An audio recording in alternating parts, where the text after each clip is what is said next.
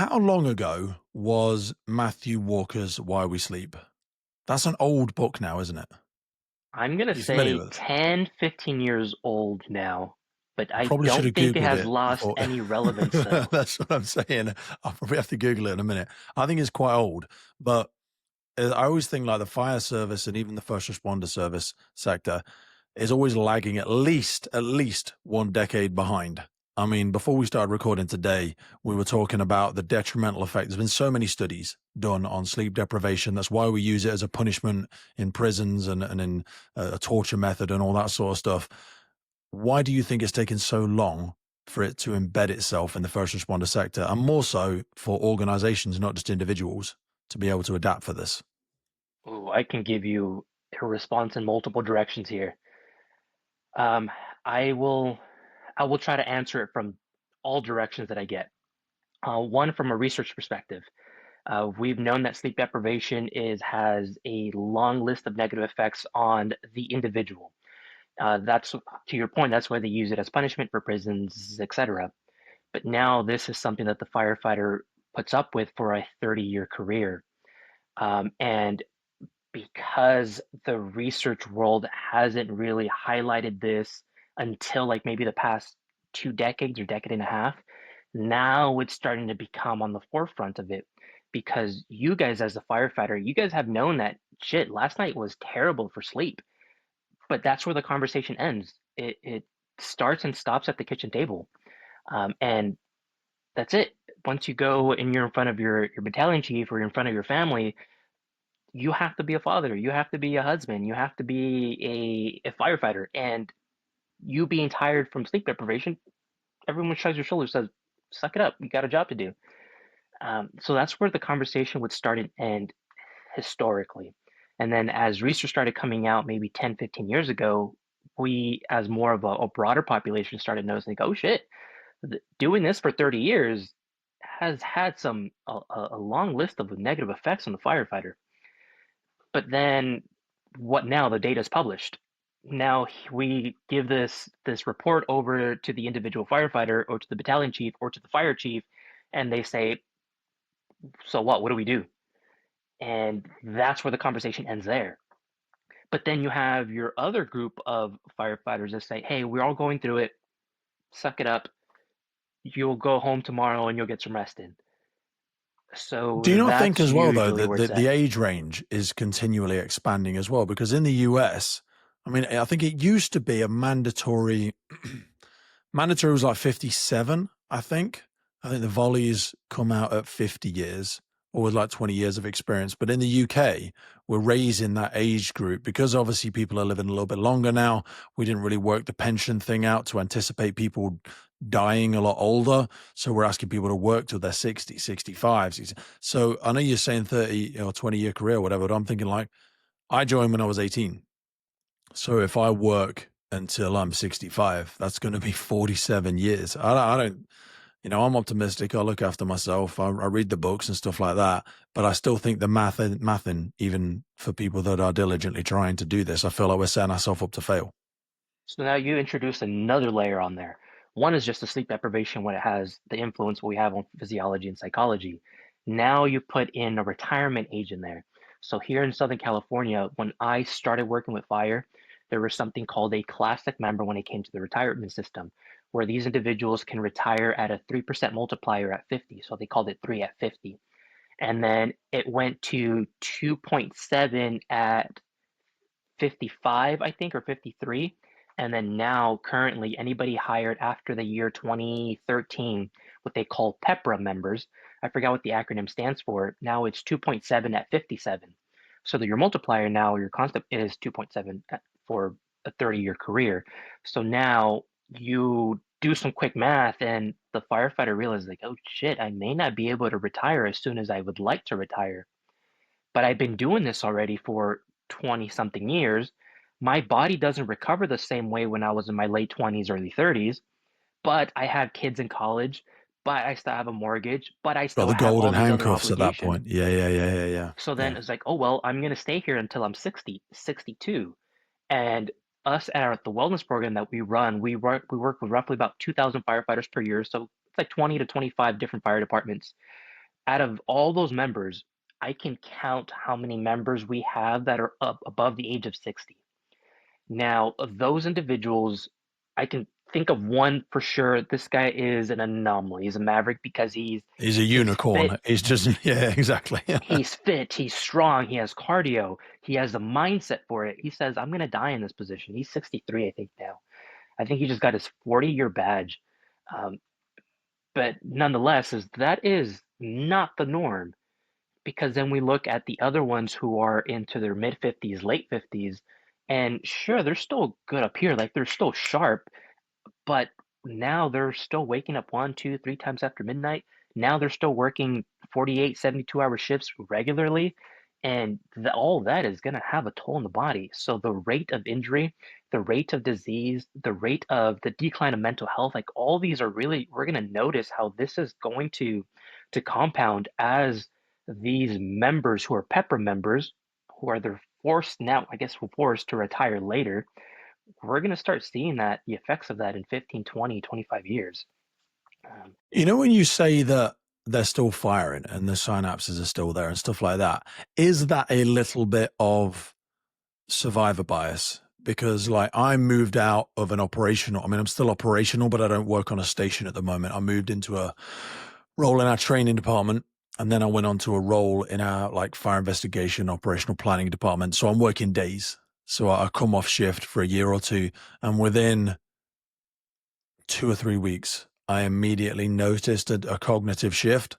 So I feel like, I used to speak to clients when I used to train people about like just general hydration as a silly example. You probably don't know what it feels like to be well hydrated because you probably never have been. Like, and that's not like a slight on them, but until you've really diligently gone after it for 5 or 6 days, same with sleep, until you've got into a really good pattern, I never knew how much more sort of mental bandwidth was available to me, especially when I'm doing things like a podcast. I've been doing this for like 6 years now, and I feel the difference. I feel that cognitive fog when I have done a night shift covering somewhere versus when I've been in that regular sleep pattern. So I know you say like, I mean, what's our level of everything's still firing? You mean what they're not senile, they haven't got dementia, like that. So there's an element of surviving the fire service and what level you come out at. You know what I'm saying? Just because people aren't dying, although many are, and we'll talk about those. I was looking on your socials earlier, those top sort of 5 risk elements. There feels like a slight abuse relationship where there's like, well, it's not that bad. Yeah, but you probably never know how well you could feel.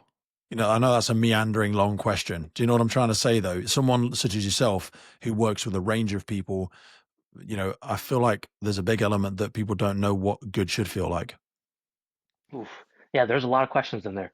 Sorry, One, that's my ADHD goes in 27 directions, and there's always 6 questions wrapped up in a ball of rambling sometimes. all right, let's see if I can start piecing this together. From a perspective of you don't know what good really feels like, let's just tackle it from a sleep perspective. So for the firefighter who's been on for 10, 15, 20, 25 years, they have a baseline level of fatigue that they're used to operating at. And anything above that is a win for them. So I would regularly survey the firefighters and ask them, how many hours of sleep did you get last night? And I don't specify whether it's fragmented sleep or not. And an answer I would get consistently is, if I can get more than 4.5, 5 hours of sleep on duty, it's a win for me. And then I add the layer of, well, how much of those 5 hours was consistent? And they go, well, I can get an hour and a half, maybe 2 hour stretch before something wakes me up. Maybe it's a tones, maybe it's footsteps, maybe it's the toilet flushing, whatever it may be. So now you take your average human being and put them on 5 hours of sleep for 30 years. What does that do to them? Sure, they're going to adapt and they're going to have their new baseline level of fatigue that they're okay with. But then when they go on vacation for 14 days, 2 weeks, and they're back to this 7, 8, maybe 9 hours of sleep regular for 14 days, they feel refreshed. They come back and they said, holy shit, this is what it feels like to feel well rested. So from what we know is when we are chronically sleep deprived, and sleep deprivation is defined by anything less than 6 hours. So you ask the everyday firefighter, and they're like, "Yeah, I'm chronically sleep deprived. I never get 6 hours regularly." Mm, And you, we look at what the research does for sleep deprivation, chronic sleep deprivation, and it has a huge impact on mental health, a big impact on cardiovascular disease, impact on cancer, impact on athletic performance, for cognitive performance. The list just continues to go on. So at the age or the rate that I'm going to age at, someone who gets 7 to 9 hours of consistent sleep is going to be much, much slower than the rate that somebody that a firefighter is going to age at for those reasons that we just discussed. So this is that baseline level of fatigue that they're okay with operating with.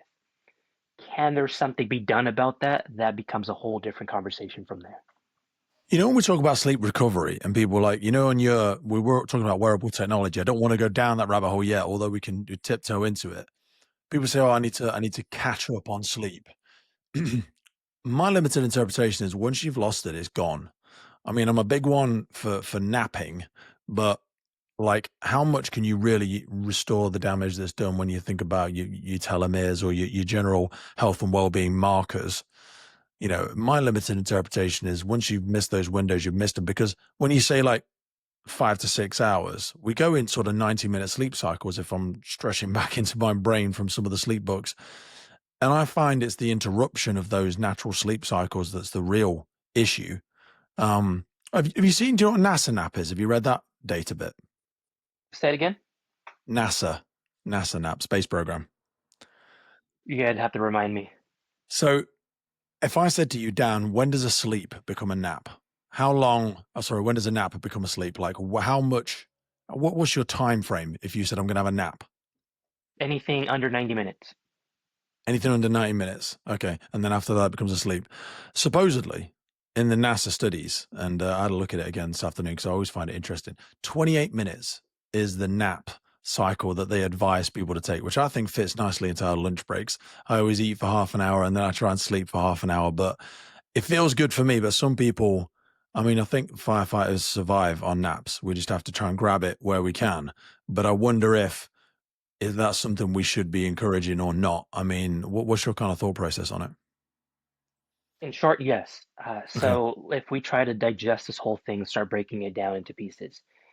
So we have different stages of sleep. And before I go down any deeper, I am not the expert sleep doctor. I would revert No, over no, yeah, to yeah, yeah, the yeah. Matthew Walkers of the world. But nonetheless, is we have 4 to 5 different sleep stages depending on which organization you talk to. And as we start going, as we cycle through all these sleep stages, they start getting longer and longer and longer. So to cycle through all four, let's say for the sake of argument, all 4 sleep stages, they go N1, N2, N3, N4. The first 3 are non-REM sleep stages, and the fourth one is that REM sleep stage. Now, to cycle through all 4 of them would be a 90-minute cycle for that first time around. And so anything prior to that will just be considered a short nap, anything 90 minutes or less. That 30-minute or that 27-minute number that you shared right now, that's when you stay in your first 2 stages of sleep. So these are more of your light sleep stages. So this is enough to get that power nap, to fight off a little bit of fatigue, rest the brain and body a little bit. This is where you get some of the little bit of that recovery in that first first and second stage of sleep. So I think that's where maybe some of this information is coming from. But then let's take this information, apply it over to the firefighter. Now, for your career firefighter who's on for 24-hour shifts, is they're in or bedtime is coming around and they get in bed. And something I hear consistently is I try not to go to bed till maybe 11 p.m. or 12 a.m. because I know that one call is going to come through at 11 or 11:30. And I Still on don't the want to be goddamn woken up. computer trying to do all the admin at that point, to be honest with you. I'm going to be lucky if I get to bed by then.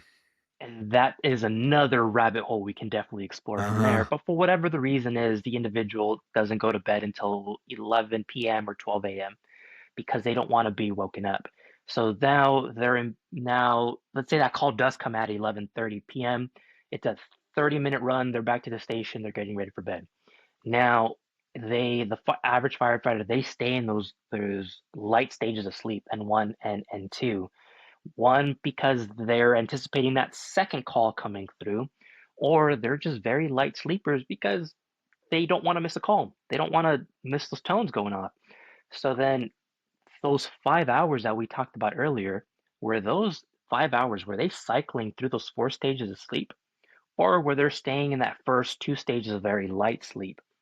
So although sure they were in bed with their eyes closed, and maybe they actually dozed off, how much of it was actually recoverable sleep, where they feel well rested the next day, where they actually cycle through a full cycle of REM sleep, where they have hopefully maybe get some dreaming, some deep restorative recovery in there. How likely is that to happen on duty? And the reality is, unfortunately, it's not happening. That's the biggest concern for me is when, especially we see in a lot of organizations in the UK, they started taking beds away or starting to be seeking to take them away. And I always think the comparison between police and EMS and paramedics that we see in the UK, like the argument that they don't have good opportunity for restorative rest in their workplace and therefore it's inappropriate or it's not fair to be applying that to firefighters. I always think of the analogy like just because my neighbor doesn't treat their kids very well, or lo and behold, unknowingly is abusing their kids in some capacity, in my opinion, doesn't mean that I should lower the way that I treat my family. And I try and extend that thought process out to the people that I work with. I'm like, there shouldn't be a race to the bottom in how we treat our staff. So what's interesting here, and I know we may go on a quick tangent, but that race to the bottom, one of my buddies who was completing his PhD alongside me, he works more with military personnel. He's worked with paratroopers, and a big thing for them as well was sleep and recovery. So they, as a human performance staff, they get together and says, all right, how can we educate, incentivize, motivate better recovery? So they started putting whoop bands on all the members there.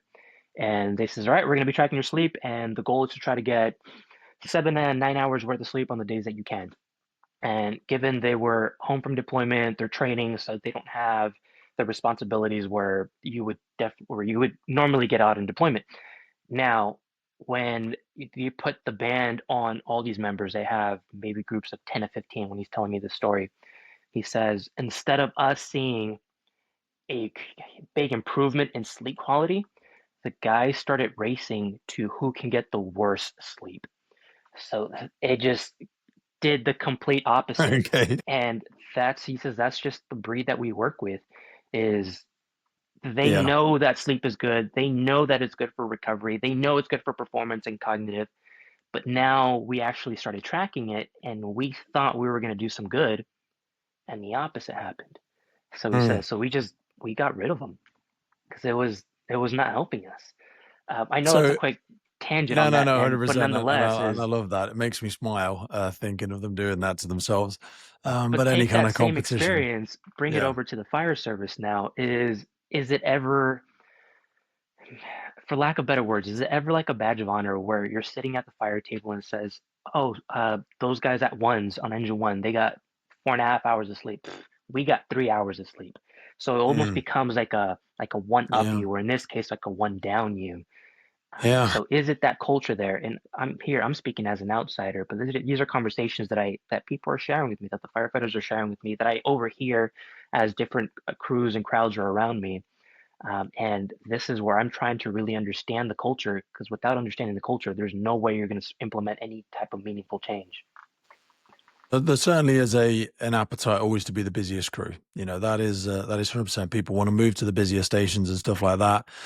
Sometimes you see that change as people progress through their career and start to understand the impact that it has on the outside of their world, outside of their life. But sleep is only one element of this. You know, I was looking at some of your content again the other day. Um, that doesn't necessarily make it right up towards the top. Why do we have such a challenge with cardiovascular disease? Oof. Well, sleep definitely plays a huge impact on that one. But let's shy away from the topic of sleep now. And let's see at some other things that are going to impact cardiovascular disease. So when we look at the risk factors for cardiovascular disease, or CVD for short, they are dyslipidemia, so high cholesterol. You have a poor metabolic profile, so high fasting glucose. You have obesity. The ACSM defines obesity by a BMI greater than 30. BMI is a metric that's meaning very little nowadays, but for the sake of this conversation, ACSM just says BMI greater than 30. I was offered free healthcare recently, or free weight loss advice by the National Health Service in the UK because my BMI is so high, and it's not remarkably high, but obviously by their metrics, I just think body mass index is a terrible metric to be sheep dipping first responders with. That it could be another conversation we can definitely flow down to. And I'd like to talk on that one in a bit, Yeah, but let's continue this train of thought go go on go go. So cardiovascular disease. All right, so cholesterol, uh, we have cholesterol, we have glucose, we have BMI, we have blood pressure, we have smoking status, family history, personal history, and there's one more that I'm missing, but nonetheless, these are all the different metrics that are going to influence your risk for cardiovascular disease. If you have two or more of any one of these metrics, then you are at a moderate to a higher risk. The more of these you have, the higher risk for cardiovascular disease. All right, so now that we know what that criteria is, how common is it for a firefighter to have, let's say, one of them, high cholesterol? We look at the everyday diet for your everyday firefighter. Let's say someone who's at a moderately busy station to a busy station, where they can't necessarily plan their lunches and dinners because tones is I don't have, or we as a crew, we don't have the time to shop, prep, cook, clean, and consume our meals regularly. So what do we do is what's something quick? Can we get something takeout real quick, something drive through? Um, and the days that we can cook something more heart healthy, do we opt out for that, or is it more of the steak and potatoes? Nothing against steak and potatoes, but nonetheless, is that you're seeing how this the the just the on-duty life of a firefighter begins to influence their overall nutritional habits. So then we have a poor diet. Let's say a poor diet to for 5, 7, 10 years, this will eventually start to trickle or start to show up as high cholesterol. You put some, you add some pounds of body fat to that, and then you start impairing your fasting glucose. So now you have two of those. You have a high fasting glucose, you have high cholesterol. Because we've been having high cholesterol, or because we have been having a poor diet that later manifested into poor cholesterol, poor glucose, now I may be trending towards the direction of a higher body fat. For the sake of this conversation, we're just saying BMI. We know body fat percentage is a better metric, but ACSM, American College of Sports Medicine, says 8 BMI. So now we start trending towards a higher body fat. So now you start seeing how all these really start, these risk factors start adding up. And this will start putting the everyday firefighter at a higher risk for cardiovascular disease. Now you put sleep deprivation back in there. Sleep deprivation, we know that there's a very strong relationship between low sleep, chronic low levels of sleep, and high blood pressure. We know that the job of a firefighter is a higher stressed job. Is when those tones go off, your heart rate and your blood pressure uh, goes higher. When you show up to scene and there's a lot of traumatic incidents there where you have to now pull out these individuals from this car accident you just saw, or this burning building, or it's a full cardiac event or a full cardiac arrest, blood pressure goes up even more and it stays up even after you completed that call for a prolonged period of time. So now you start seeing how all these different metrics, cardiovascular, we have blood pressure, we have cholesterol, we have fasting glucose, and slowly we start creeping up in body weight. This doesn't happen over a 1 to 3 to 5 year span. It happens 10, 15, 20, 25 years down the road. And this is why we see in our population, the population we work with, that those who have moderate to high levels of cardiovascular disease, they're more in their late 30s to the 40s, and for sure those in the 50s are we start seeing it a lot more. those in the 50s is the bit that I start to worry about, because then you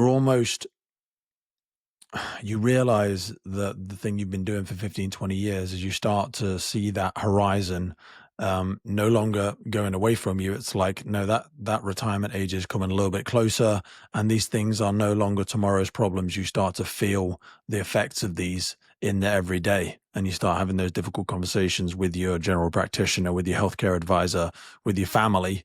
But you're kind of already locked into it by that point. So I have a colleague, her name is Robin. She is fantastic, very intelligent individual. And she told me of this, I won't say analogy, but this way that she tells a story is we have firefighters that fall into one of three buckets here, categories. You have the early career firefighter who's on for 1 to 5, maybe 1 to 7 years, where the main thing on their mind is the gym and the job. Is they may not have a full family yet. They may be dating somebody married, but they don't have the responsibility, like the heavy responsibilities. I have three mouths to feed. So they just got on the job. They want to get really good at their operational duties. They're young, so they can recover quickly after 2 to 3 wake ups. You have all the benefits of being young. Then you're then you start transitioning more into this mid-career firefighter stage. These are anywhere between like 7 to 15, 7 to 20 years in. And this is where a lot of people mention is now I'm in the thick of it. I'm promoting, so I'm now into engineer or I'm getting into a more of an officer role. I have a family at home. I have a wife and 3 kids. My 3 kids are under 5. I have a mortgage. So these individuals have family responsibilities at home and then more responsibilities on the job because of promotion, because they're now the senior firefighter, whatever those reasons may be.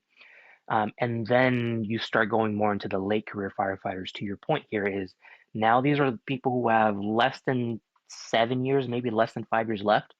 And those issues that they heard, those health issues that they heard for the first 20 years of their career that never really applied to them, now apply to them. Now the risk of heart attack is much more serious. Now the risk of cancer is much more serious.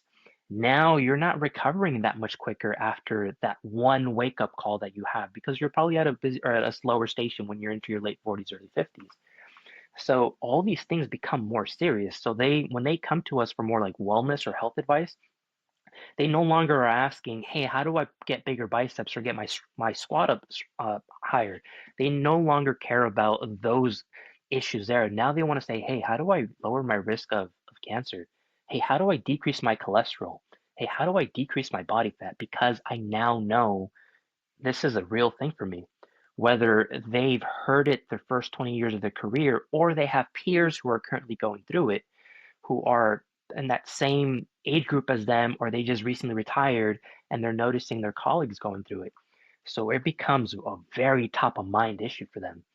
So when I speak to that 27-year-old firefighter compared to when I speak to that 53-year-old one, like the outcome is still going to be the same. How do we improve your nutrition? How do we improve your exercise? But the ways that we go about it, about how we actually start getting some exercise in and how we start addressing nutrition is very different. The conversation flows very differently on that end. Oh, I've speaking to that point of exercise, like I've had loads of conversations. I've been doing stuff in the challenge community for so long. I was originally that very same, knuckle dragging, barbell bending firefighter in my early 20s, focused all around strength. And I was probably 5 stone heavier than I am now. I'm still sort of 18 and a half stone now. So I was very, very big when I first joined. But I always thought it was all around power and being able to drag 2 or 3 casualties and, be the strongest on the crew, being able to gain entry, break any door, all of that sort of jazz. Um, I know some of the work that you've done has been taking a greater focus around VO2 max as a much, much more accurate assessment in terms of real world application for our readiness on the job.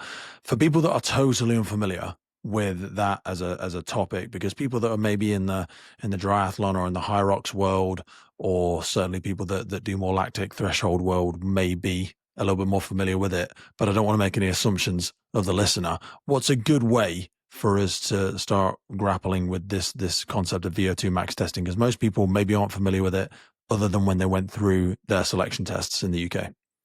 all right, so VO2 max is a very deep topic to explore here. Let's take it in bite-sized pieces. What VO2 max represents is how efficient your body is with oxygen. Think about it like MPG for a car. Is your higher MPG, the more efficient you are going to be with your fuel. The same thing goes for VO2 max. The higher that value is, the more efficient your body is going to be with oxygen overall. So the NFPA here in the US, the National Fire Protection Association, they have a minimum recommendation. Some call it a standard. It's not an enforceable standard, but nonetheless, let's call it a minimum recommendation of a relative VO2 max of 42 milliliters per kilogram per minute. Now, what that number is meant to represent is if you, a firefighter, operational firefighter, who have a minimal VO2 max of that number, 42, you will have the basic levels of fitness you need to do your job safely. Safely for yourself, meaning your own heart health, and for others. Because if you go down, everybody else has to Mhm. now help Yep. you. So that's the number that has been associated with operational readiness. As we've learned over the past maybe a decade's worth of research, maybe less, is how, and this is including my own doctoral work here as well, is how VO2 max goes way beyond just operational readiness. It also looks at your how resilient you may be in terms of mental health, talking symptomology like anxiety, depression, PTSD. It looks at how quickly you can recover between calls. So this is my doctoral work. I look at HRV. Those with higher levels of VO2 max had lower levels of anxiety, depression, and PTSD, and had higher recovery of HRV between 24-hour shifts compared to those with lower fitness individuals. There are some studies, this is not really conclusive, but some studies say that you do have better sleep. Again, this is not replicated. You have one or two studies saying this, and you have maybe 5 or 6 studies saying the opposite. So there is still some contention there. Uh, but nonetheless, is you see how this metric of VO2 max is not just operational readiness. It um, it it it can describe so much more about a firefighter's career. And another one is injury. Those with higher levels of VO2 max have a much lower risk of injury. This is also off of the NFPA. They have a yearly injury report, and they report what is the most common sites of injury and the most common causes of injury. And the one that gets the number one spot for cause of injury year after year after year after year is overexertion. So that one's always in the 35 to 40% of total injuries, the cause for total injuries. Um, so Is now that it's a lag measure? As in, like, is it likely because people that have a higher VO2 max are likely to be doing a lot more things like interval training? It's less of a, it's more of like a causal link because that, and also when you talk about that resiliency piece, like I've done the big 300 and whatever kilo deadlifts and stuff like that, but you're really working, 10, 15 seconds, whereas you do the Miko triangle, a CrossFit box or something like that, where you're doing every minute on the minute, really intense intervals for that prolonged period of time.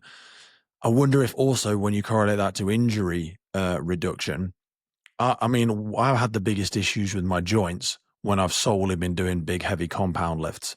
And when I've started to introduce, I'm not talking marathons or anything like that, but I'm just talking about a more intense, intentional approach to interval cardio, even on low impact machines like rowers and skiers and all that sort of stuff. My injury reduction has gone down dramatically. So it feels like I've tightened the bolts around my joints. Whereas before, I feel like I had a lot of flat spots and weaknesses, which likely led to, I've had bulging discs in my back. I've tore my patella tendon off my right knee. I've tore my right pec off. Many injuries in the past, and recognizing that I need to take a more balanced approach with a lot more.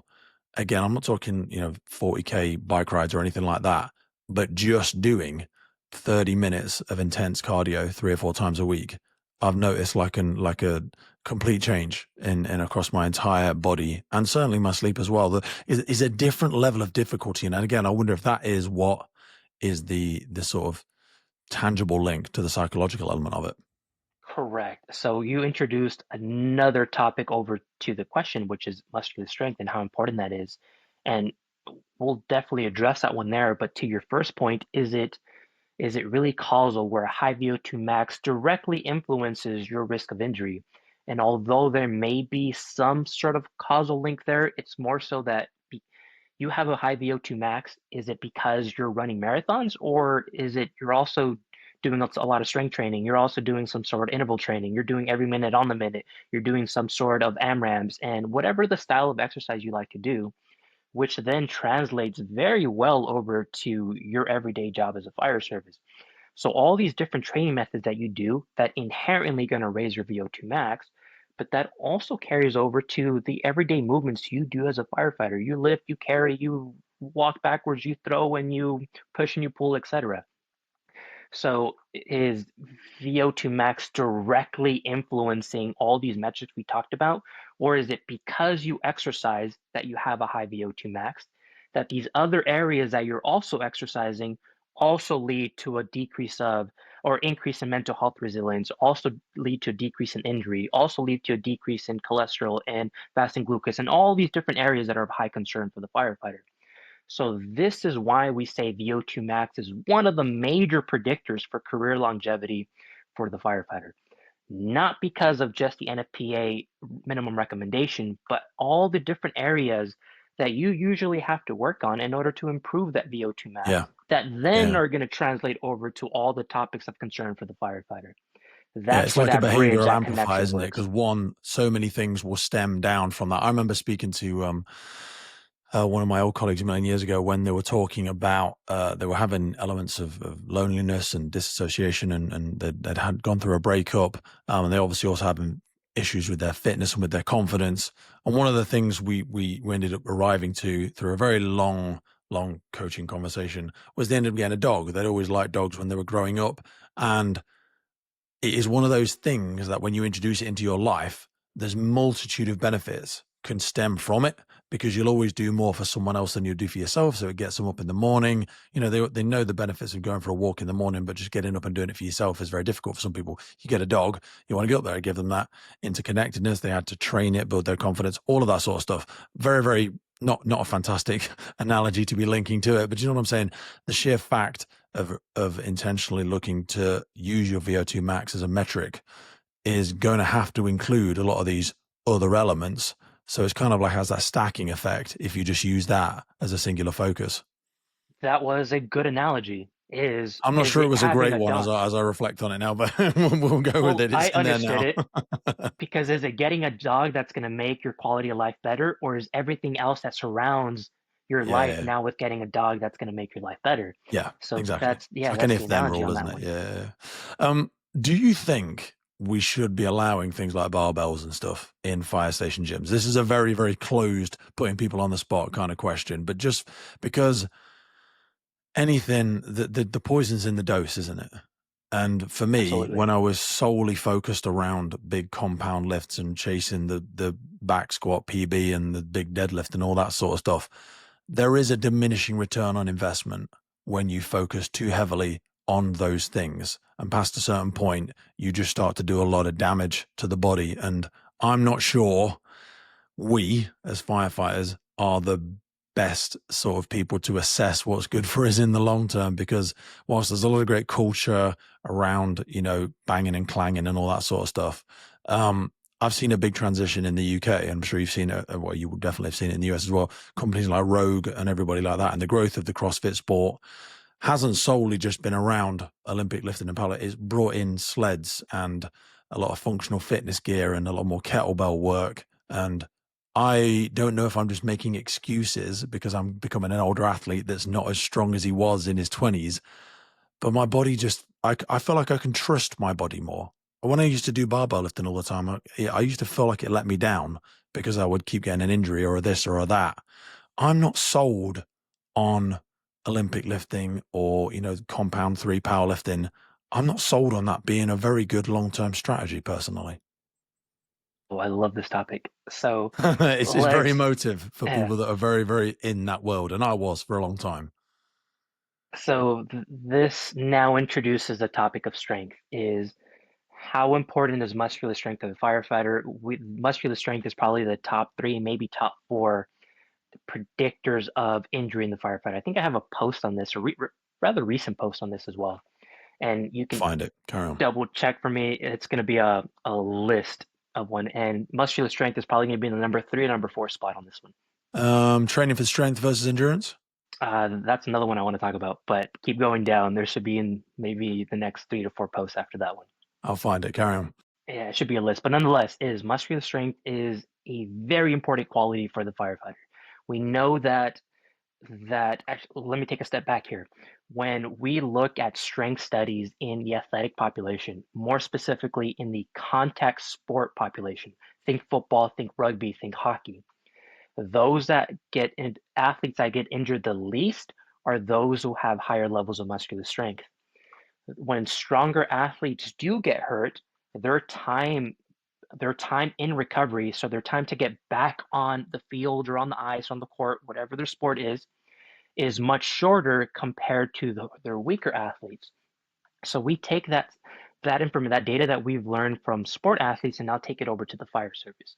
We know that firefighters who are stronger are going to get hurt much less because their muscles, their bones, their ligaments, their tendons, they have built resilience against these levels of trauma. They can take a lot more of this punishment, this damage, and be resilient against it. Now, when this firefighter does get hurt, their time that they spend off duty recovering is much, much shorter. They can come back to the job in a shorter amount of time compared to their weaker counterparts. So that is the importance of muscular strength. But then now becomes the question is, all right, well, how do I train for muscular strength? Should I use the barbells or the kettlebells or the sandbags or anything else? So when we look at the data or just like the guiding principles on how we train for muscular strength is that we have to lift weights that are going to allow us to exert maximal level or near maximal levels of muscular contraction for a specific amount of reps. So like when it comes to the NSCA, the National Strength Conditioning Association, like their guiding principles for training for muscular strength is reps that are less than 5, less than 6 at a percent of your one repetition maximum, roughly around 80 and above, 85 and above, somewhere around that range there.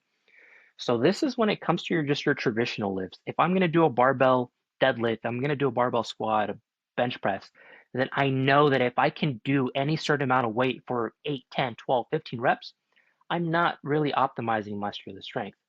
If I pick up the weight on there and now I can do 3 reps, 5 reps, 6 reps, and have 1, maybe 2 reps left in the tank, then I know that I'm prioritizing muscular strength development. So that is just the overarching principles there. But now let's put the everyday firefighter in there. How comfortable is the everyday firefighter with deadlifting a heavy weight, where they're only going to be able to do 3, 5, 6 reps with good form? Mhm. Same thing when it comes to the back squat, same thing when it comes to the bench press and the overhead press and all these big three power movements.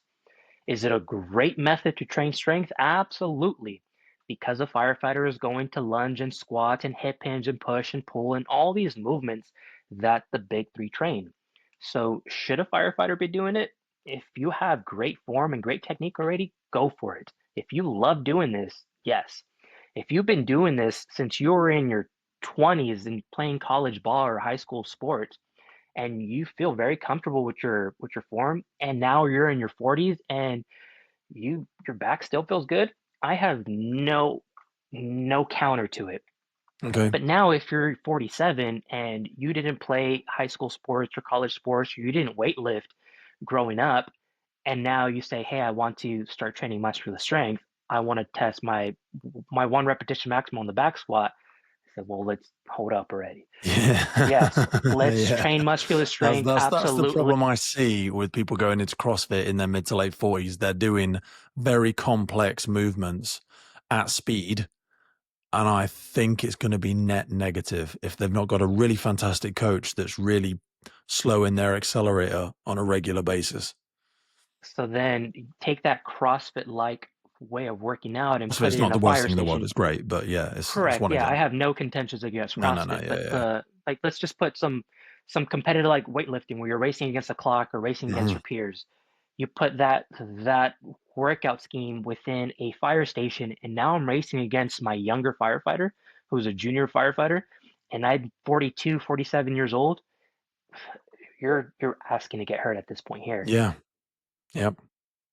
Although we can use those guiding principles that we mentioned at the very beginning of this conversation, is how can we apply it over to maybe a dumbbell or a kettlebell or a sled or whatever other method of exercise that we want to use or other tools that we can use for exercise. And this is where 90% of my conversations are with firefighters. Is if you're 25 years old and I know you play college ball and you tell me you're comfortable with back squatting, perfect, let's program it. If you're 45 years old and you have 3 kids at home and you're just running around with them, you don't want your low back to hurt anymore, but you still have low levels of muscular strength, all right, let's do something else. Maybe some dumbbells, kettlebells. We're still going to get you stronger, but the tools that we're going to use may not be a barbell. So I think that's where I start having those differentiations there. Why? I think in the UK, mental health took over lost time injuries or lost time issues. But for the longest of time, it was musculoskeletal lower back injuries. And I'm talking to you today with 3 bulging discs in my back, L3, L4, L5, and 2 very old end plate fractures. So I have to engage, or I choose to engage, in a lot of mobility work and a lot of blood flow work, just to try and keep me operating. And I still want to be climbing up mountains with my daughter when she's 19 and she's only 12 now. So I'm happy to give way to the younger firefighters that are punching around. You did do a little post around this recently around a lower back. You were referencing an app and some of maybe the low hanging fruit that people could maybe cling onto here, because I think it's something that's coming from most of us, in the footwear that we're provided with, the biomechanics of working with the trucks and just the nature of our jobs. I think this is coming for everyone at some point in their career. What advice would you give to the 20-year-old firefighter in terms of preventative work? And then after that, maybe shift into that 47, 50-year-old who is now waking up with a noticeable amount of pain, and having to engage, like me, in what might seem less sexy training methods to really just maintain that mobility and that range of movement. Ooh. So I can answer this from two different directions. Okay. One is a very well-informed, really knowledgeable direction because let me take a step back. Let me take a step back. Is we run a wellness program, and out of this wellness program, we have a annual wellness or annual physical, if you will, where we look at flexibility, mobility, muscular strength, muscular endurance, cardiovascular efficiency, blood work, etc. So I have the profile of the individual that I'm talking to. And if I have that 27-year-old in front of me and they're saying, hey, I want to lower my risk of injury, I just want to become healthier. I have the profile in front of me and I can say, hey, you're really good at items 1, 2, and 3, but you could improve on items 5, 6, and 7. So I have that to really guide my conversation with them. Let's say I didn't have that, and I'm speaking to your everyday 27-year-old firefighter who just started.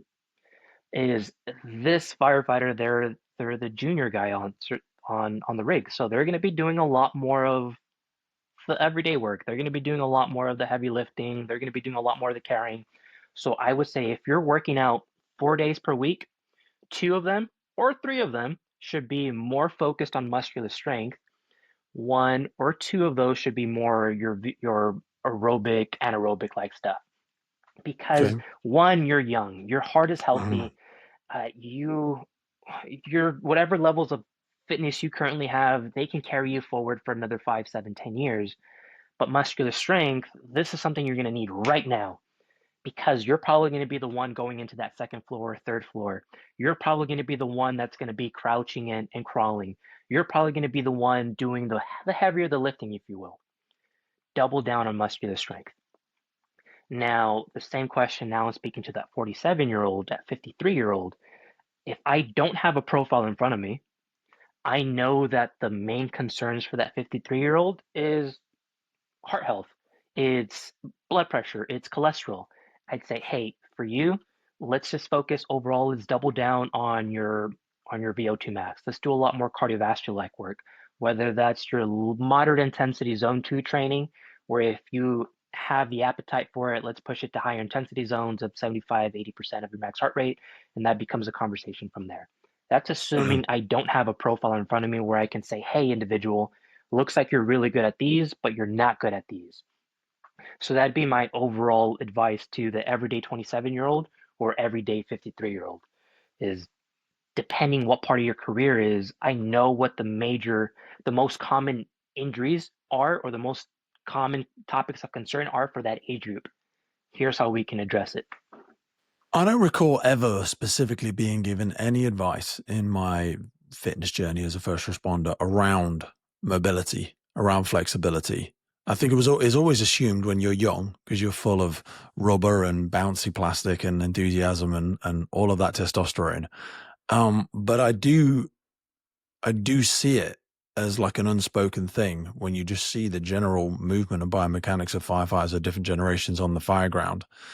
But I don't think unless they've, met a partner that's engaged in yoga or something like that, it's not something I really see encouraged across the fire and rescue service. Is there any kind of mobility guidance that you give to people? Because I often think of it like a map. Like if you don't continually explore that map, areas of it will go gray. And then whenever you do need to go there in an emergency situation, your child drops something off the side or you need to lunge for something, that's when that pop happens. But what kind of advice and guidance would you give people around those elements? So this is a topic that I've been currently wrestling with. I don't know how to explain it really intelligently as of yet. So I say something wrong I don't in know the how to next give two to anything three intelligently. years. Hit me with the bromance. Bro science will do. In the next 2 to 3 years, if I have to correct something I say right now, then I'll do that. All right. So what we are learning right now, actually, let me take a step back. There was a research study got published, let's say 10 years ago. It was using the FMS, the functional movement screen, to predict injury in the everyday firefighter. And this functional movement screen is 7 different movements where you just go through like an everyday movement, like a lunge or an overhead squat, or this back scratch like test to see how well you move through all these different movement patterns. And then they give you a 1 through 3 rating. You can get a 0 if you have pain, but let's assuming you have no pain on any of these movements, you get a 1 through 3. And the lower your score is, like your composite score, the lower your score is, the higher your risk of injury. So this study published concluded that those firefighters who have a score of 14 and under on the FMS test, their risk for injury over the next 5 to 7 years, I forget what the time span is their risk of injury is much higher. So then this creates the thought that, oh, okay, mobility is important because Mhm, here's a study here.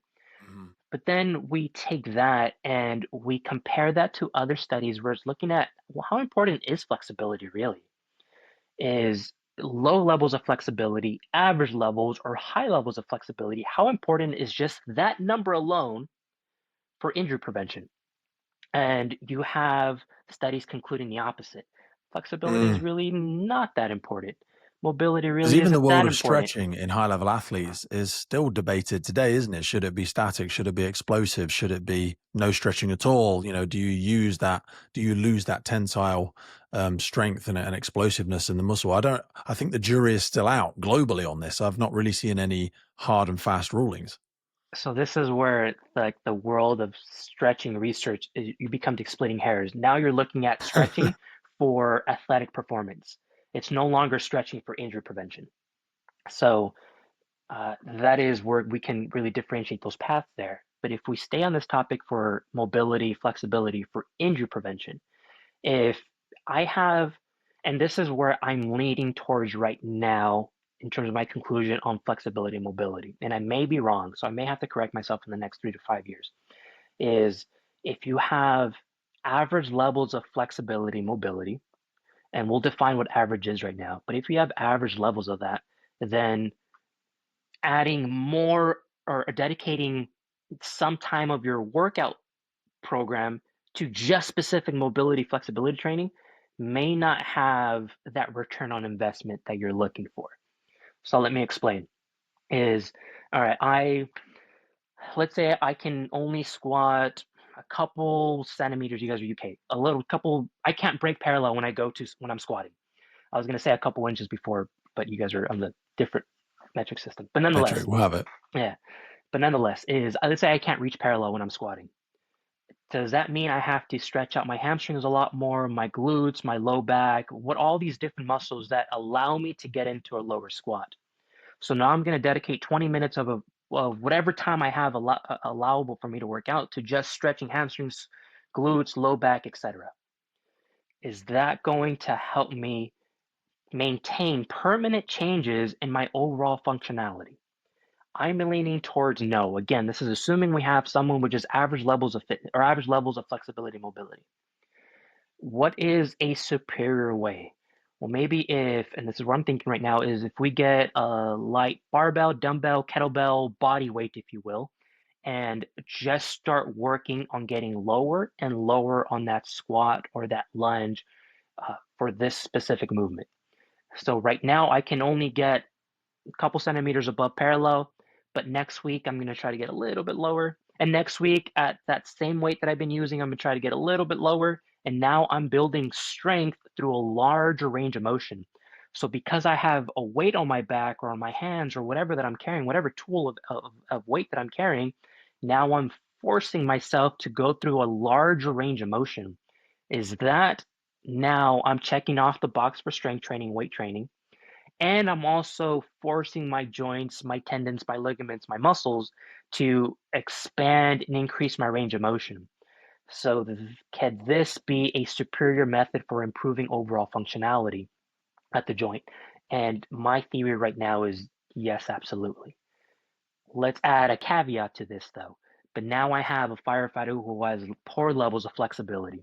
They don't move well, their hips, they they can barely get into a quarter squat before they start getting any low back pain or some impingement at the hip already.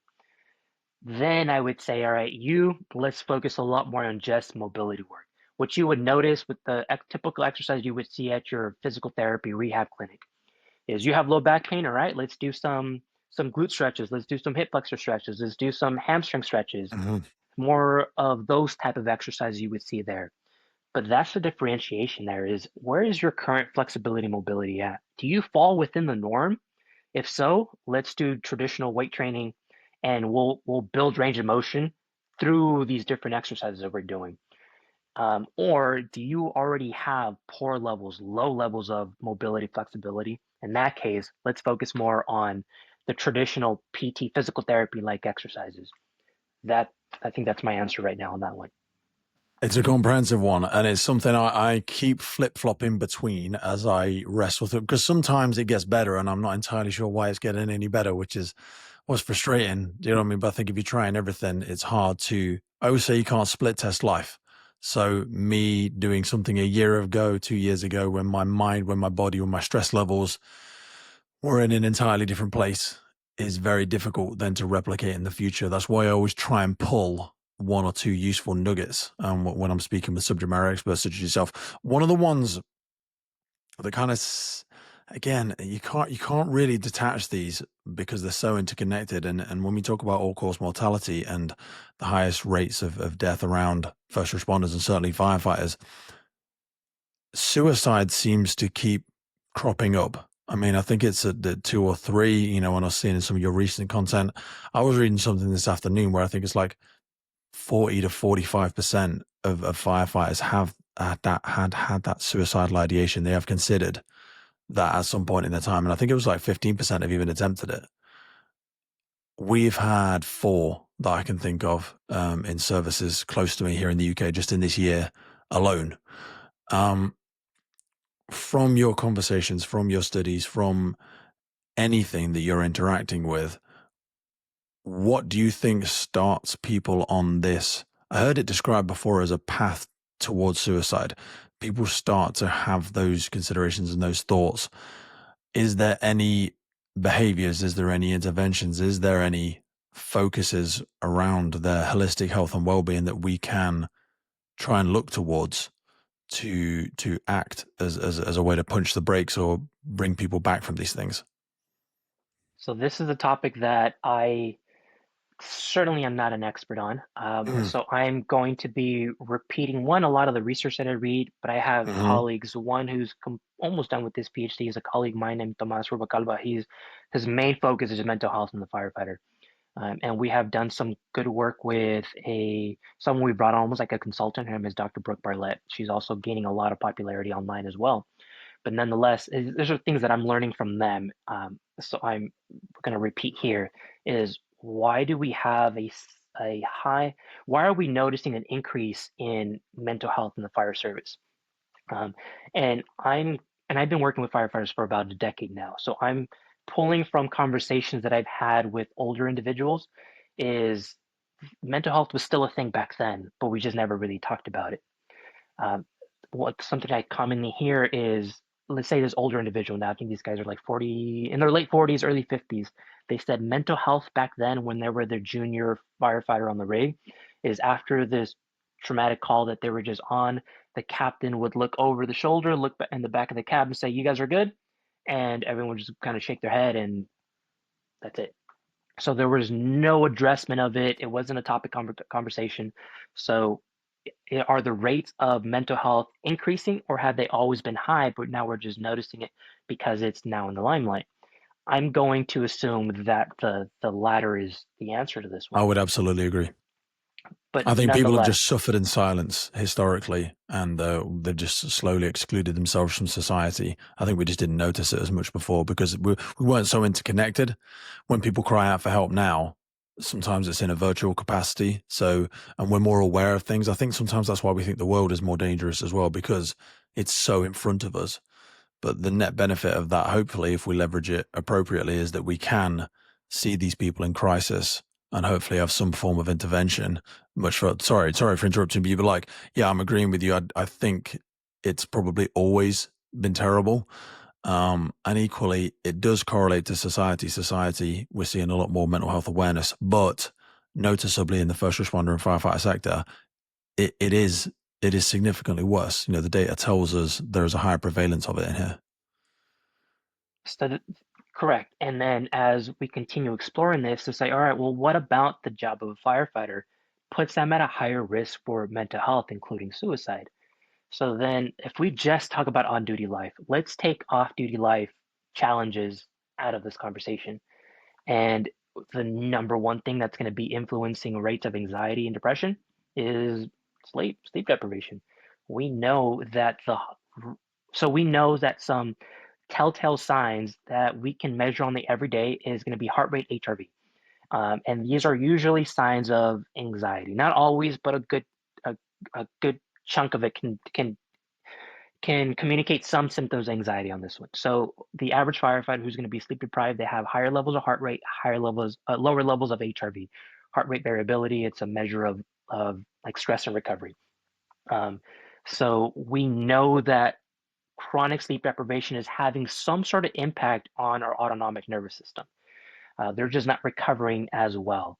We know that the firefighter on duty, they have to be alert. They have to be ready to go as soon as those tones go off. So that alone right there, that just puts them at a heightened state of alertness. That is analogous to now anxiety, but it's not anxiety the way we see it in the general population. Now this is this tactical anxiety, if you will, operational anxiety, where they have to be ready for that next call that come in. Um, so then now layer in the stuff that the firefighters they witness on an everyday is the things that the guys share with me. And sometimes when they're sharing this stuff with me, like my stomach just rumbles because it sucks. Like I don't like to listen to You the see the stories, but it's the worst elements reality. of society that are often hidden to most members of the public. You know, we go into homes where socioeconomically these people are just really struggling. They've been forgotten by society. And I always say the future's here, but it's not evenly distributed. Like we see people, that's the reason they're calling 999 or someone's called it on their behalf in the UK because they are struggling. They are struggling. And it's the whole like Matthew principle. The rich get richer, the poor get poorer. These people don't have the skill sets, the education, the access to funds to improve this. It's a self-perpetuating negative spiral. And we interact with that on a daily basis. And to add to that, and it's also now they respond to a pediatric call, and it's a 3-year-old drowning, and that firefighter who's on the call has a 3-year-old at home. So there's a lot of that as well that they share with me. Or they're on a full cardiac arrest, and the family is watching them as they're working on their dad, giving CPR, and the dad doesn't make it. It's like all these things, it's rumination, it sticks with them. And now add another layer on top of that is the lack of, let's say, control. Is I know I'm going to go home tonight or tomorrow morning because it's my son's birthday and I have a 4-day off. But now I got forced overtime. is I gotta stay.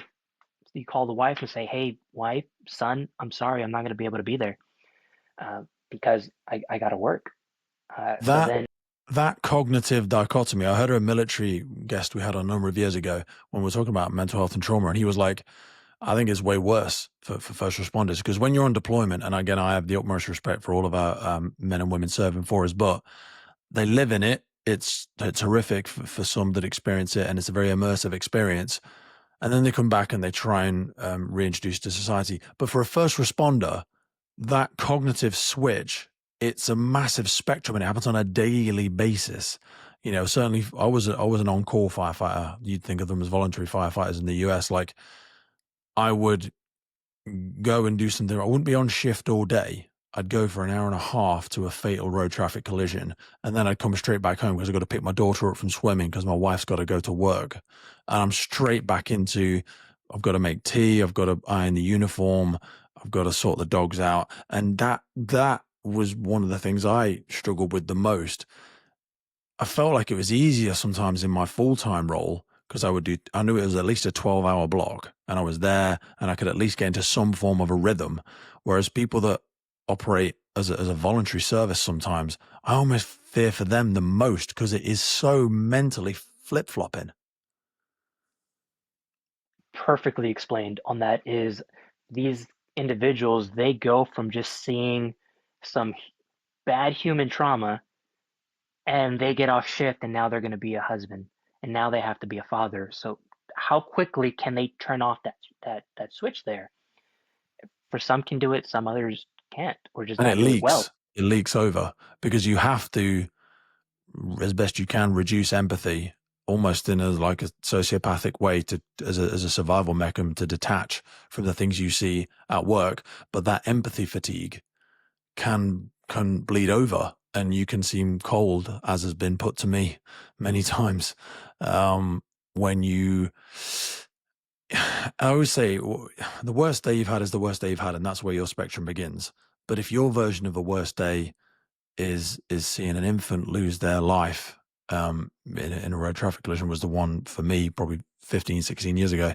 And then you're trying to relate to your partner who has not got the promotion today or your daughter didn't get the part in the play and you just do not react. You just can't seem to calculate why the fuck this is even important. And that I hate seeing that in myself because I almost have an out of body experience when I observe that lack of empathy in myself. And then I don't want to fake it because I shouldn't have to, but it doesn't come naturally to me. And I'm not special by any means. I'm just a representation of, I'm sure, many people listening, but I find that really, really, really difficult. And I worry if it's going to get worse. So then that is the life of a firefighter, right? We over the past 3 minutes we summarized that of all these different Sorry, I things made it a that little bit lead. personal there. You're right. But this is the life of a firefighter. Over the past maybe couple minutes, we have summarized what are all the different things contributing over to the mental Yeah. health crisis in the fire service. So what's is it going to get worse? And if it is, what's going to make it worse? And one of my beliefs on this one, this is again including my doctoral work, is how call volume has a very strong relationship over to the symptomology of mental health, anxiety, depression, and PTSD. And as call volume starts to go up, where you were used to running, I don't know, 10 calls per shift, now in 10 years, you're running 15 calls per shift. But out of those 15, you're getting one or two more wake ups. Out of those, out of the increase in call volume, possibly your membership has gone down, and now you are backfilling for that one vacant spot. So you're working more days, so more time away from family, and while you're working, you're getting one, your workload is going up and your sleep is going down. So you're putting all this into this perfect storm scenario and taking this firefighter who now has to work until they're 57 or older, and you see how it becomes this snowball effect of time away from family, less sleep, more traumatic events, more call volume, poor nutrition, less exercise, and I'm getting older now, and the whole thing starts to really compound in itself. So what do we do?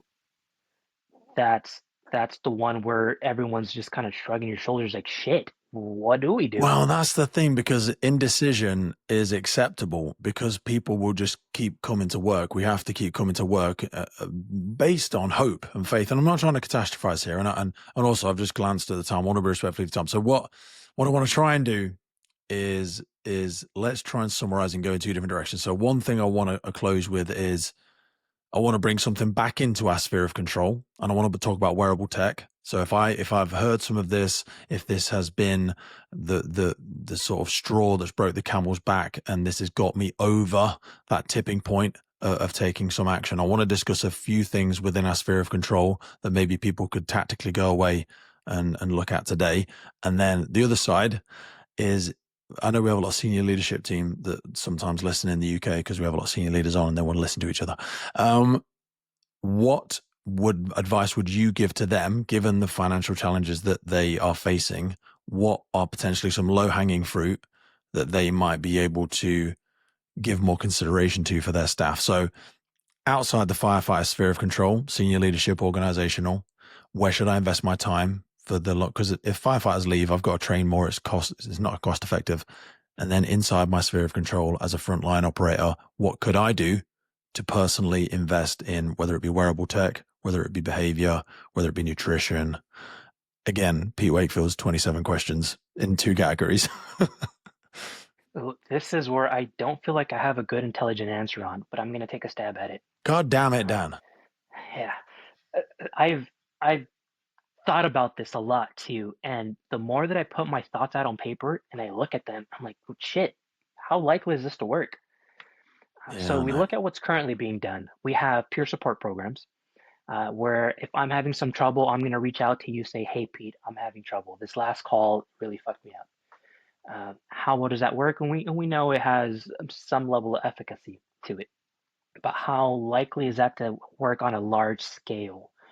And that's a whole different conversation on that one. Yeah. The other one is I'm working a lot of overtime, and I have 3 kids under 5, but there's 3 vacant spots or 7 vacant spots. So that's now something way out of I my need the money. control. Is yeah, we just need one, we need the money, but two, we need the applicants coming through. And if we're now in a world where applications are at a much lower rate, and It's now never the been this difficult in 30 years. And the problem now is so many people are retiring as well. So it's getting even worse. We're not getting them through the door. And that's kind of what the podcast is all about, really, is trying to be an advertisement for the good elements of the job. But sometimes I find elements like this hard to sell it because it's a challenge. so then that's the other one is all right, let's get some more bodies, let's get some more trained people in here, qualified people that we can then train. And that's another heavy lift on the department end as well. So then we all start kind of pointing fingers as well, the chief has to, the department has to, my crew has to, my captain has to, is, well, what can I do? Yeah. And How do we th- point more thumbs and less fingers? What can I do selfishly to try and look after myself? Because also when I leave the fire service, they're not going to care. I mean, my friends and colleagues might care, but my family are the ones that I want to be here for. and this is, and I didn't mean it to be this way, but this is a good segment over to the wearable tech stuff. Is Hmm. one is, hey, let's get screened for this. What is my current risk of having anxiety, depression, PTSD symptomology? And there's validated screening tools for this. And you dedicate 15 minutes, 30 minutes of going through some of these surveys, and you say, is like, oh shit, I do have a lot of symptoms of anxiety. I do have a lot of symptoms of PTSD. What now? Do I look for in-house resources, like whatever my fire department offers, or do I start looking for some outside resources? And then you can make an educated decision on that one. That's step number one. That's one of the steps. The other one is get to know yourself really well by your own wearable tech. So wearable tech came out, let's say 15 years ago with I think the Fitbit was like the first mover in this space here. And now let's say 15 years later, this tech has matured a lot and it's going to continue to mature. So this technology knows us so well. It knows us on average what my bedtime is, what my wake up time is. It knows what my resting heart rate is. It knows what my nocturnal resting heart rate is. It knows what my breath rate is. It knows all these different very intimate details of my own physiology. So as we start learning what my baseline for heart rate, for sleep, for HRV, for breath rate, for all these different things are, and I start to see, like, oh shit, my HRV is much lower than it normally is. Hmm. Oh damn, my breath rate is much higher than it normally is. Breath rate, high breath rate, low HRV, these are one symptomology of just poor recovery. But if you're a firefighter, it can probably mean that you have higher levels of anxiety as well, or just anxious like symptoms as well. You're not recovered well. So now you pair those together. My screening tool that I took earlier said I have high levels, I may have be a high risk for anxiety, and my physiological metrics on my watch or whatever wearable you like to use are saying that I'm out of. You were just saying about all those colliding factors. I genuinely feel like I'm in that little bit of a sweet spot today. Total transparency for people. I was late coming on our recording today. As people may hear a difference in my voice, I've just come off 2 days of hosting a big firefighter challenge thing. So that anxiety was climbing, that sleep has not been optimum. And then I felt all of that inbound of today. And then I came on late for this, and I was right in that sweet spot where, I'm like, I just start hating on myself, and I'm like, I'm underslept and everything like that. But you also have those values of wanting to show up as a professional and commitment to the cause and all of those elements. And I would have thought to myself, there's a tremendous hypocrisy in me wrestling with this stuff and then losing an opportunity to speak with a subject matter expert on the fact. There would have been a real hypocrisy to that. But you're right. All of these elements, as they compound on themselves, make it very difficult to know where to start. It's almost like you're falling through the rapids of all of these challenges, and you need to just find something firm to grab onto to be able to just kind of find some footing. Yeah, so this is why this is the mental health is such a heavy lift because it's not just going to be Hmm. one solution to this. It's going to be a I guess compilation of A solutions cocktail, here. yeah. Yeah, it's get screened for it, track yourself on a regular basis, uh, get help, whether it's in department resources or external resources. The Do you one have a preference for tracking? um, tracking your your wearables, I mean your Body worn, physiological yeah. metrics. Your wearables. There is different brands that I'm kind of seesawing between.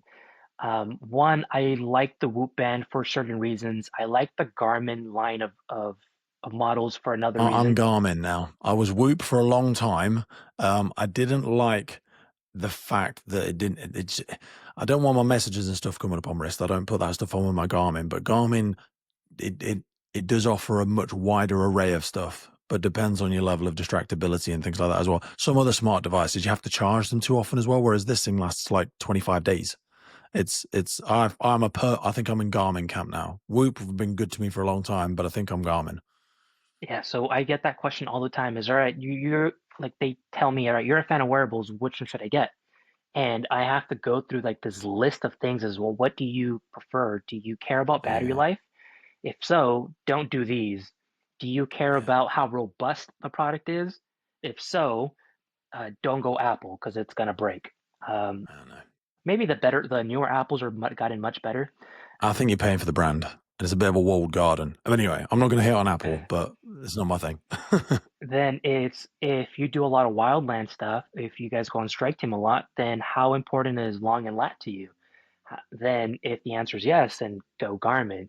If you This hate stuff, to long have, lat, the sunrise sunset it's great. I'm big sold on it. I've been on it for about a year now. I'm full Garmin camp. yeah, so they're not there's they're not all they're not these sponsoring us. I don't questions. think they ever would. I can't see why they would sponsor us, but I just like the device. I'm currently reaching out to them to say, hey, let's do something together here. I Yeah. know that you have a product that's going to be worthwhile for the firefighter. It's just Hmm. about education from there. But nonetheless, that's besides the Yeah, point. yeah, So all these different brands, like there's going to be pros and cons to each one. But then the main question still isn't answered is, well, which one is the most accurate? Is because it can all do sleep, they can all do heart rate, they can all do breath rate, they can all do all these different things. But which one is the most accurate? So this is where we start going down. Uh, Now this is where it may start contradicting some of the other lists that we just mentioned, like Apple. Apple's great for sleep, but if you have one of the older models, then when you bang it against the kitchen table or against a rig, your screen might break. But it's great for sleep. It has very good accuracy for it. The Whoop band also great for sleep. Um, but then if you're into having your all your messages and Yeah. having a screen on there, you don't have access to that. I just use it for a timer and stuff like that for my intervals and things like that. I used to just be digital all the time before then, and I still need to have that. It helps me with my workouts. I don't want messages on it, but I want those old school aspects of a watch still. Yeah, so then the other one is fuck, I forgot what I was going to say, but nonetheless, is you kind of get the point on this one is how accurate is heart rate? So then let's say you're on the Garmin camp, and unfortunately, heart rate has gotten better with Garmin's, especially when you have a I use chest a strap. MyZone. Yeah, I use a MyZone chest strap when I'm doing that specific stuff. I outsource that all to the app on the phone with MyZone because Perfect. yeah, I agree they're not perfect.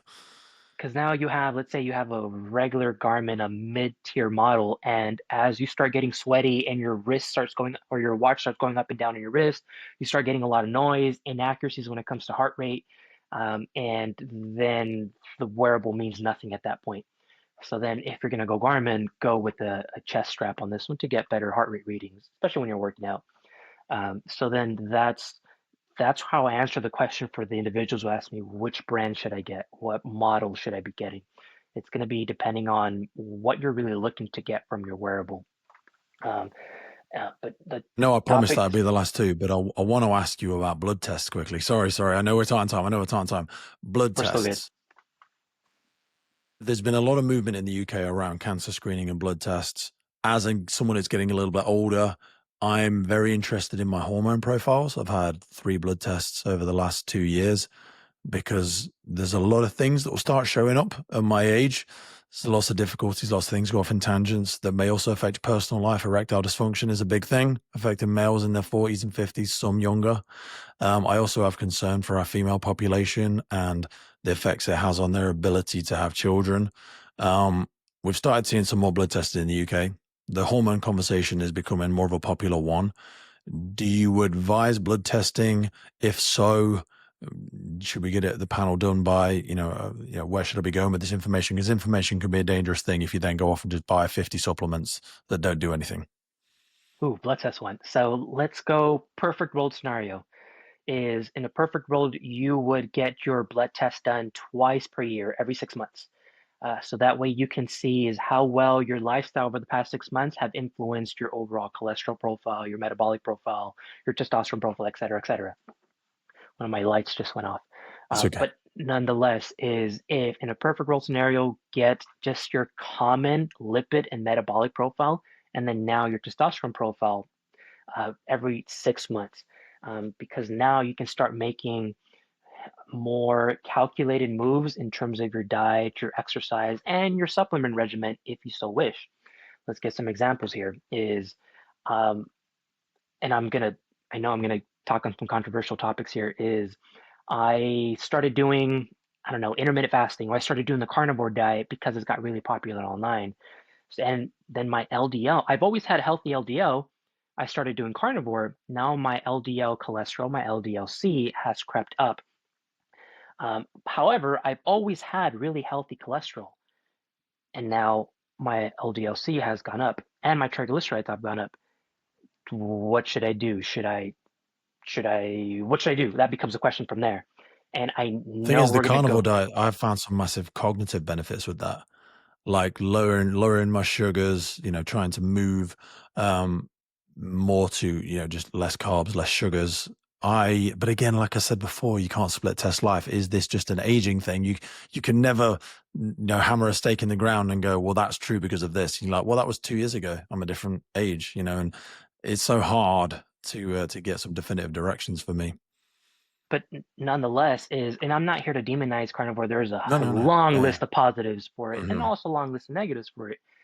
But nonetheless, if you're 27 years old, you've always had healthy cholesterol, and then your LDL-C has gone up. How bad is that really? Are you getting a lot more of the cognitive benefits from your current diet? Um, then we start going down that path there. But if you're 47 years old and you've had 10 years of high LDL-C or LDL cholesterol, then I would say, hey, let's take it back on your saturated fats. Uh, because you already have a long history of poor cholesterol, and you're just going to increase it even more doing this diet here. So this that way of you're getting your blood work done every 6 months or so, you're keeping a tighter pulse on how your wellness is really trending.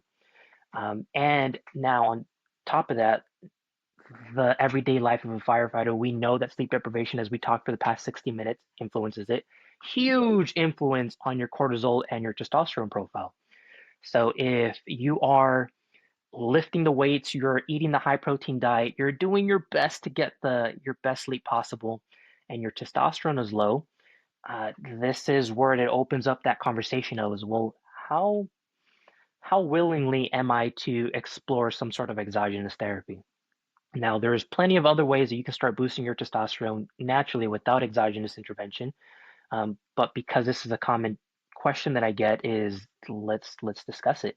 There's a list of pros and a list of negatives to this when it comes to some sort of testosterone replacement therapy or exogenous testosterone therapy. And for the Very, very popular in the States, and we're seeing more of extremely it popular. become legalized and popular in the UK. People struggle with it because of its close association with what they see as a performance enhancing drug and steroids, and they have it closely associated with the bodybuilding world and things like this. I don't think you're comparing apples with apples there.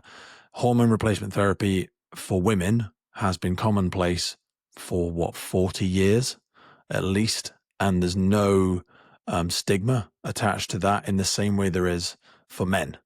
And I think as we expect men to continue working into their 50s and 60s, I think it becomes a more intelligent decision. It's definitely something I'm going to explore in the next 10 years. I'll say that publicly. Yeah, absolutely. We have one department that I can think of that says no to testosterone replacement therapy. The reasons I don't know. How do they enforce it? I don't know that neither. But Mhm. nonetheless, is this, I believe it's gonna, and I'm not endorsing it, I'm not encouraging, I'm not No, no, recommending no. for any firefighter to do this, but nonetheless, is become educated on it. If you're gonna jump on the therapy, you're jumping on it because you know the long list of benefits to it. You should also be aware of the long list of negatives to it. So there is a safe way to do it. It's not completely safe where the risk of negatives is zero, but there's a safer way to doing it. Well, I would So say there's no solutions, only trade-offs. Everything you're doing now, everything you everything you're eating, as what we said earlier, the poison's in the dose. You know what I mean? Everything's going to be giving you cancer in some capacity or another. You just don't really, unless you're taking blood work, you don't really know what the trade off is anyway. So you're probably being led by just some myth and somebody else's idea and somebody else's interpretation. You haven't got the data to support your decision. And this is where that periodic blood work would really come in. Is, let's say your testosterone did show up low, and your free test, I mean your total test is in the, I don't know, low 300s, which is still considered normal, but you're on the low end of normal. And you are doing your best to sleep well. You're exercising 4 days per week. You have a high protein diet, and you keep a rather lean body fat. Let's say you're at, I don't know, 18% body fat. Um, so then should I jump on the therapy? I know that I'm going to have better sleep, better recovery, easier time to put on muscle, easier ability to lose fat, and all these different pros there. Am I okay with possibly getting some body hair? Am I okay with possibly getting some body acne? Am I okay with possibly losing hair on my head? Am I okay with getting gynecomastia, high blood pressure, high cholesterol? And the list kind of goes on here. This is not to say that if you jump on the therapy, you will get any of these. If you jump on the therapy and you stay within these normal physiological ranges for testosterone, there's a low chance that you're going to experience any of the negatives. If you start abusing, not abusing, but if you start using this therapy to get into now super physiological levels, That's the slippery then was mission where we can creep. start seeing the increase in risk here. Yeah, So that's if what I'm worried about because I used performance enhancing drugs when I was younger, and that's the one thing that scares me is once you've been Superman, who wants to be Clark Kent again? Do you know what I mean? Once you start to see the benefits, men are terrible at taking over the prescribed dose on anything, whether that be your alcohol or your bloody food intake or even your paracetamol, fucking anything. We just think the guidelines are for other people. yeah, well, the common saying is if a little is good, then a lot must be better. And Exactly. and Go big or go home, baby. it's the same thing here. Is if I feel great, if I went my total testosterone went from 350, And total testosterone is not the only metric we look at. It's total testosterone, free testosterone, the sex hormone binding globulin, and the list goes on. But nonetheless, is if I can get my total and therefore my free testosterone to really bump up from 350 to now, I don't know, 750, 850, and I feel so much better, what if I bump it up a little bit more? What if I Hmm. start going into the maybe 1,000, 1,200, and then that becomes a slippery slope from there? Um, but nonetheless, I would love to jump on another episode with you so we can I really know. go I'm down sorry. I into a want to. I lot of want to the go. I want to depth. go. We'll wrap it up, dude. The more we've continued to talk, the more my mind has switched back on, and I really enjoyed our conversations there. I want to be respectful of your time. Please send my love to all of the family. We'll put some notes below.